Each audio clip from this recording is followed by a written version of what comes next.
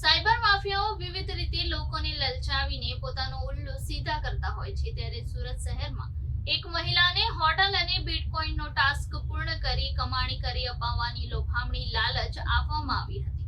Cyber માફિયાઓ વિવિધ રીતે લોકોને લલચાવીને પોતાનો ઉલ્લુ સીધા કરતા હોય છે, ત્યારે સુરત શહેરમાં એક મહિલાને હોટલ અને બિટકોઇનનો ટાસ્ક પૂર્ણ કરી કમાણી કરી આપવાની લોભામણી લાલચ આપવામાં આવી હતી.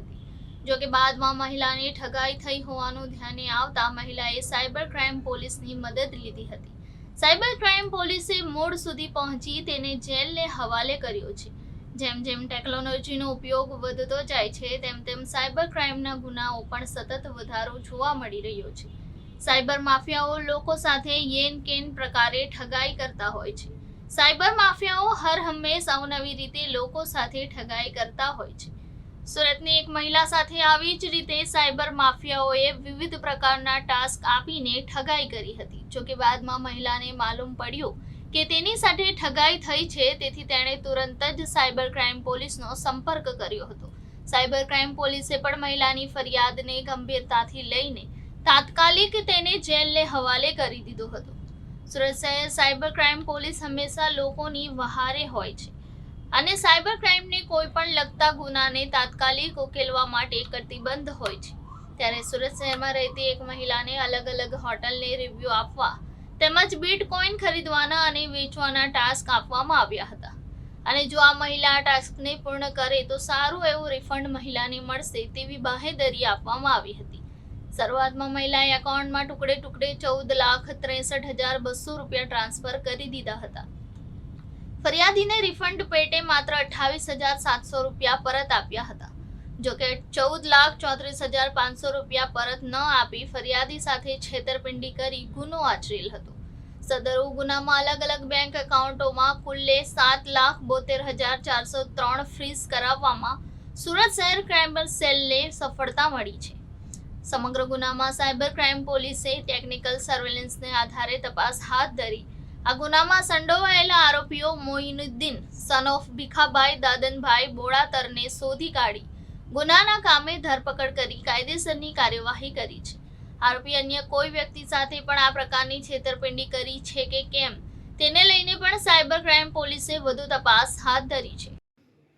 ગત તારીખ 11/12/2023ના રોજ અત્રે cyber crime police station Surat શહેર ખાતે એક ફરિયાદ મળેલી, જેના આધારે ફરિયાદીએ હોટલ જે ટાસ્ક હોય એ ટાસ્ક રિવ્યૂ આપવાના અને ક્રિપ્ટોના રિવ્યૂ આપવાના બહાના હેઠળ ફરિયાદી પાસેથી કુલ 14 લાખ જેવી માતબર રકમનું ફ્રોડ થયેલું, જેના આધારે સાયબર ક્રાઇમ પોલીસ સ્ટેશનની અંદર ફરિયાદ ચાલતી હોય, જેમાં મહેરબાન ઇન્ચાર્જ પોલીસ કમિશનર સાહેબ, અધિક પોલીસ કમિશનર સાહેબ, નાયબ પોલીસ કમિશનર સાહેબ તેમજ મદદનીશ પોલીસ કમિશનર સાહેબની માર્ગદર્શન હેઠળ એક આરોપીને એરેસ્ટ કરેલો હોય, જેઓનું નામ મોઇનુદ્દીન ભીખાભાઈ બોળાત્રા છે, જે કતારગામનો રહેવાસી છે, હીરા મજૂરી કામ કરે છે અને તેમણે પોતાનું એકાઉન્ટ એક ઈસમને વેચી દીધેલું, 5,000 રૂપિયા એના બદલામાં મેળવેલા અને આ એકાઉન્ટની અંદર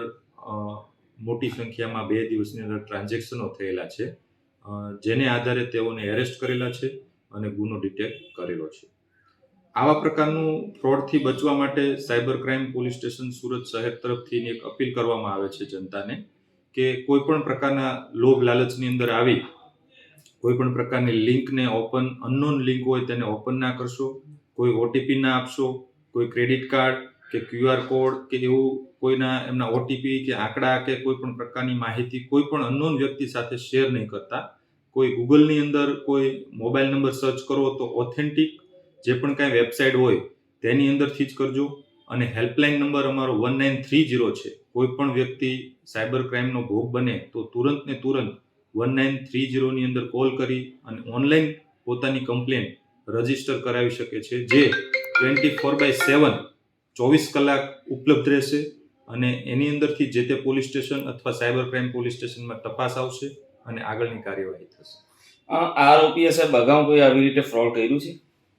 નાજી, આ પ્રકારનું ફ્રોડ નથી, પણ એમની ગુનાહિત હિસ્ટ્રી એવી છે. એક વખત ચોક બજાર પોલીસ સ્ટેશનમાં મારામારીના ગુનામાં પકડાયેલો છે અને એક દારૂના ગુનામાં સિહોર પોલીસ સ્ટેશન ખાતે પકડાયેલો છે. ગુનાહિત હિસ્ટ્રી એમની મળી આવેલી છે.